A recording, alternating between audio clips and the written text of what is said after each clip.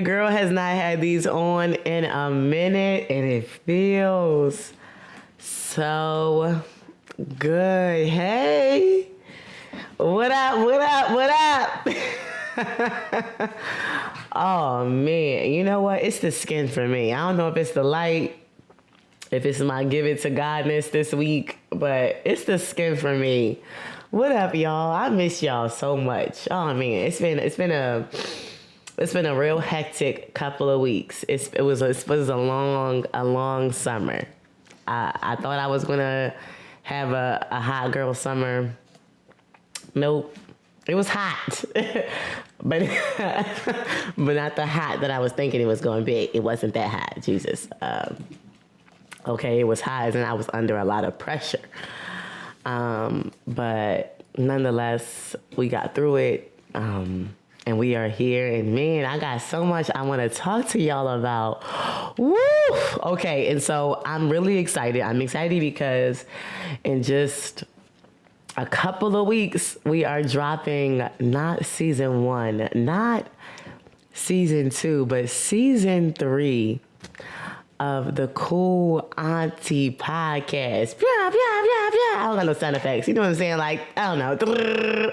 Like, yo, season 3. And before we get started and before we dive too deep, I just want to thank every single person, whether you listen to one episode or every single episode. Just it's the love, it's the support for me, okay? It's the DMs for me. Like, it's been a really, I'm not gonna lie, hard sometimes and stressful journey, but just the energy, the vibes, the connection is unmatched. And yeah, like, y'all have in a short period of time, we've really grown together, and I love that for us. I love that for us. And so this season is no different. And it's crazy because I was just talking to a friend because she sent me this post on Instagram, and it was like cuffing season, like we're in the draft season right now. I didn't know that. I've been out the game for a minute, but I'm like, wait a minute, it's cuffing season? Like in a pandemic? But it is. People out here trying to get chose. It's still a thing. It's still a thing. But it makes me really excited for this upcoming season because we are talking about relationships. That's right. Season 3, the Re-Up Remix. We are talking about relationships. Now, before we get started, I want y'all to know right now, don't be thinking you about to hop on this season to get all the tea and hear all of my business, because I know how y'all are, okay? Y'all love when I'm telling y'all my business. Okay, whenever I'm telling my business, my views be like, shroom. And then when I'm trying to learn y'all a little bit something, they be like, shroom. You know, y'all raggedy, just raggedy, but it's fine. I still love you. I still love you. But yes, we are talking about relationships, and honestly, like, really my journey. I want to always say, I always tell y'all this. I really do cringe at the word expert, because when it comes to this thing called life, I don't believe that anybody is an expert. And so you all know that I specialize in identity, right? And looking at why are you the way that you are? Why do you do what you do? And how do we manage that, right? How do we really embrace that self-discovery journey so we can walk into who and what God has called us to be, right? And so I love that. And so in this series, I am looking forward to really kind of sharing with you all my relationship journey in moderation, okay? You ain't gonna get all of it, but really kind of sharing my journey and how this came to be. And so a few years ago, I can't remember if it was a book or a podcast or I consume, y'all know this, I consume a lot. And so it was a time where I was just like, it was right after my last relationship just went to, I'm working on my cousin. So that just went to crap. And I'm like, like my next one has to be a good one. Not to mention that I was feeling so empty, even with the relationships that were around me at the time, whether that be romantic friendships, my professional relationships, my network, my family, things just weren't really where I needed and or wanted them to be. So I was like, yo, God, like, please, like, heal this area, right? It's one of those things where, like, God is a gentleman. I always say that God's a gentleman. And it's not that he can't fix, but he's not going to fix things that we don't feel comfortable giving to him. And there are some things that I was ready, willing, and to give to him and go, okay, God, take care of this. But my relationships, not so much, man. Not so much. And I think it was largely due to a lot of trauma at a younger age, being exposed to different things and just learning at a very young age that people are not perfect, but also people are not always who they say they are, right? And it's not going to always go how you think or want it to go. And so relationships were an area that I wasn't ready to really talk about. I wasn't really ready to address. But I'm like, God, I wanna change them. I finally got to a point where I'm like, okay, you know what? I'm tired. And I mean, I hit a season of like, you know what? I don't want it. Whatever it is, I don't want it. If your hand isn't on it, if you don't approve, if it's not what you have for me, right? The Bible says that he can do things beyond what we see, beyond what we ask, beyond what we think or we feel. And so my whole thing has been like, God, blow my mind. In every area of my life, God, blow my mind. Like, I don't want what I want. I don't want what I'm asking for. I want what you have. Because whatever you got, I know it's bigger and better than whatever I could think about, right? And so I'm like, all right, God, I need new relationships, right? And so I was listening to this podcast, or like this, I was reading something, and the guy had said, you are a reflection of the 5 people closest to you. And so when I heard that, I took a second, I thought about it, and I listed my 5 people, and y'all, I burst into tears. And this is no shade to the people at the time who were closest to me. It doesn't necessarily mean like they were all people who are close to me now, but in that season, the people who I was entertaining the most and engaging with the most and spending the most time with, I was like, I don't want to be like them. And I bust into tears. Straight, like big tears. I'm like, God help.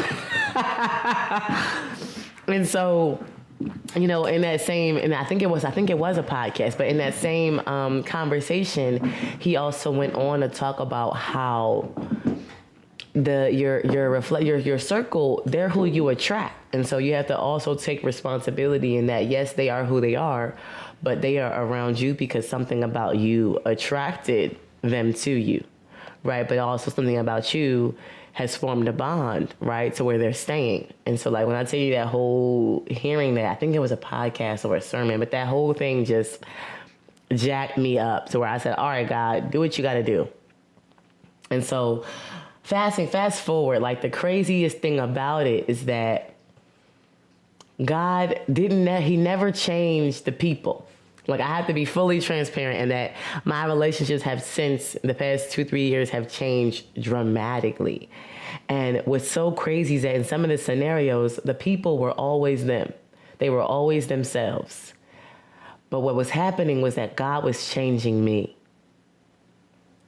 Right? And I was going through my own stuff. And y'all know this, 'cause I've shared some of those things in the past 2 seasons. But I was going through my own thing. And I learned that as God was changing me and I was doing the work to change my behaviors and my attitudes and my perspectives, that it started to ricochet, and that change it blew up every other area of my life, including relationships. And so it's just crazy how God can indirectly or will indirectly answer a prayer where I'm asking him to change people and he changed me and them in the same process.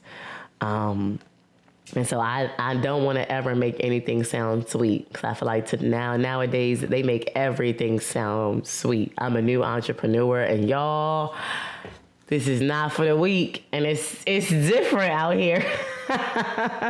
And everyone makes it look so cute and glitzy and glammy, and it's work. It's hard work. And so I never want to be the person to make anything feel like or seem like it's easy. It was not. And so when I say even like my relationships changing, they all change in different ways. For some people, it was putting more space. For others, it was less space.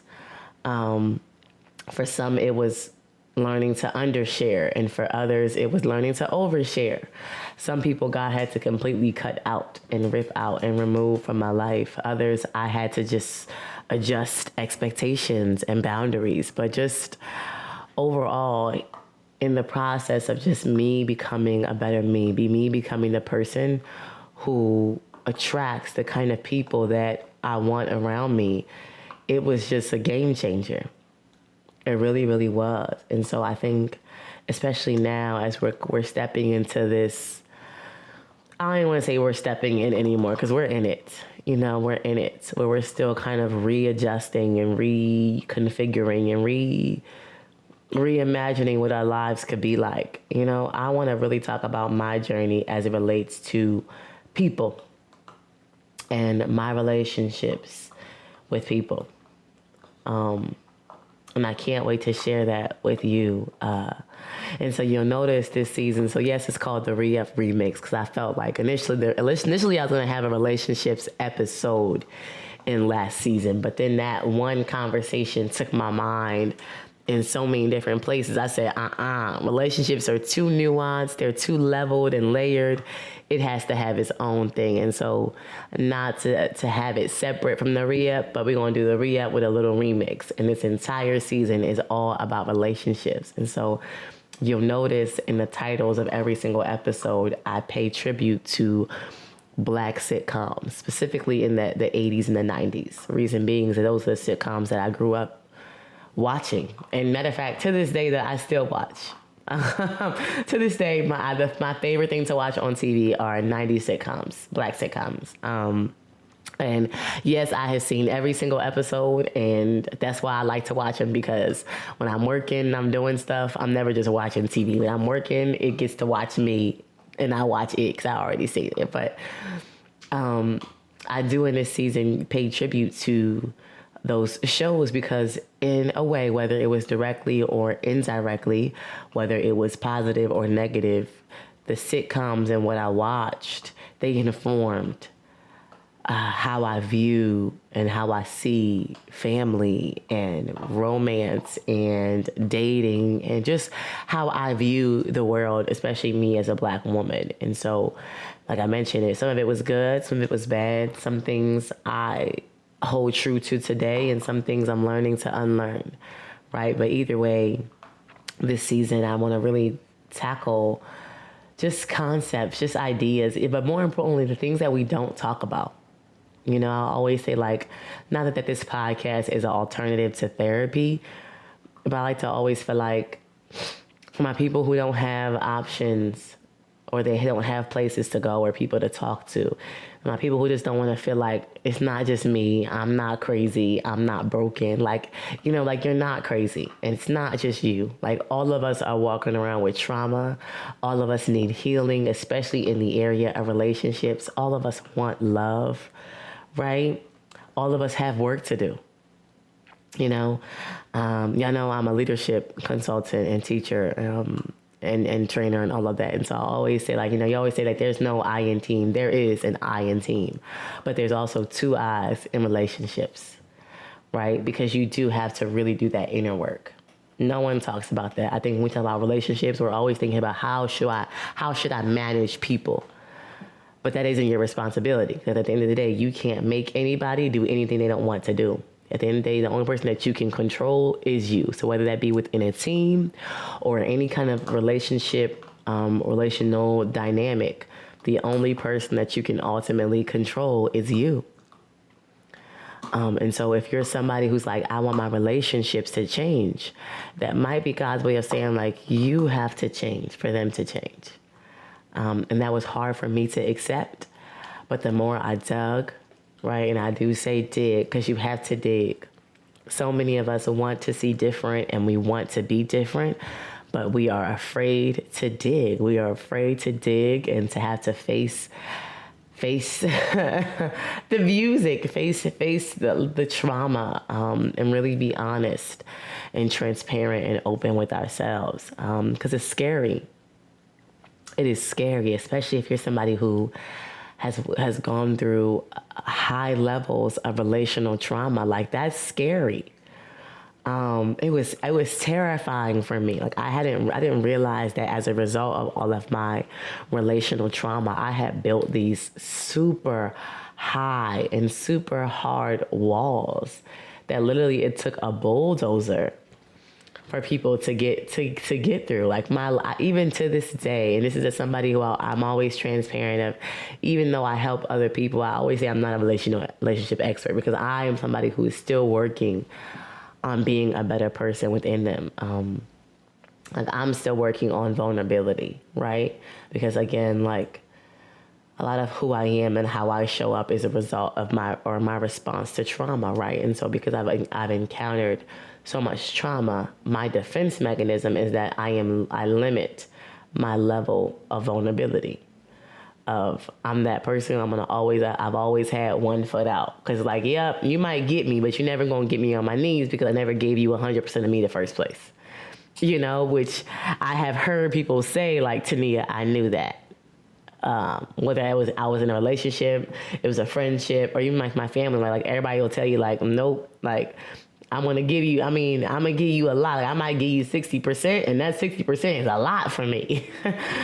But I've never really truly given someone 100% of me, because that's just, whew, it's like jumping out the deep end with no swimming lessons and no life vest. Like, that's a big thing for me. And so in this season, God has really been kicking down my door of vulnerability. And I had to watch it play out in my relationships has been so crazy, but also I'm looking forward to what he will continue to do. And so whether it's vulnerability for you, whether it's just your overall healing, whatever it might be, like, that's so important.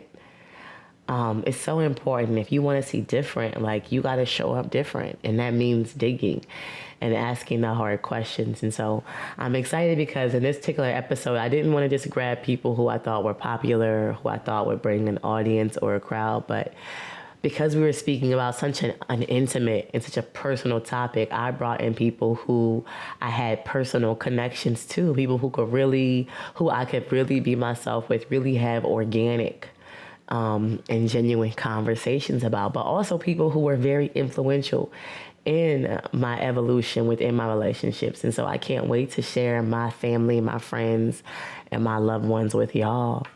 But also just to showcase the journey. And so each episode is a tribute to a Black sitcom. Each one addresses a different layer and level of relationships, right? There's family things. There's things about dating, about being single, about friendships and the evolution of friendships.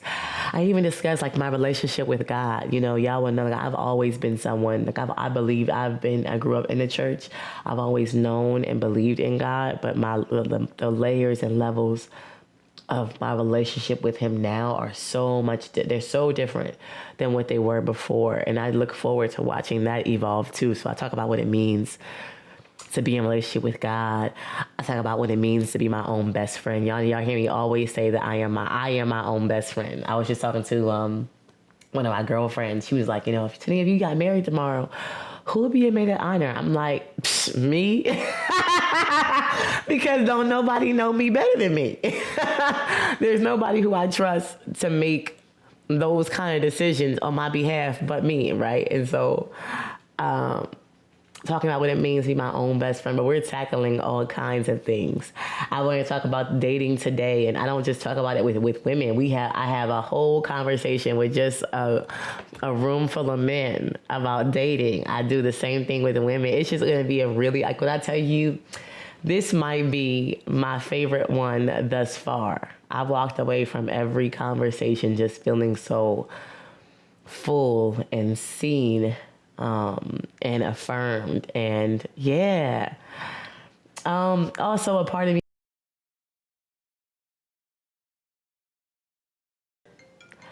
I don't know, the closer that I feel to all of you, So yeah, like I'm ready to get into it. I really hope that y'all enjoy it, and I hope more than anything that it gets y'all through whatever you're going through. We're about to enter the holiday season, and I love, love, love the holiday season because even though I grew up in a single parent household, my mom was really big around the holidays, but also I was the happiest I ever saw her was around the holidays. So I love fall. My favorite season is fall because the fashion is so we're entering fall, we're entering the holiday season. I know that while it's pretty, it's also challenging for many, especially those who are still going through or dealing with trauma as it relates to family and relationships. And so yeah, I'm looking forward to ending the year with a bang, but also this might just be my favorite season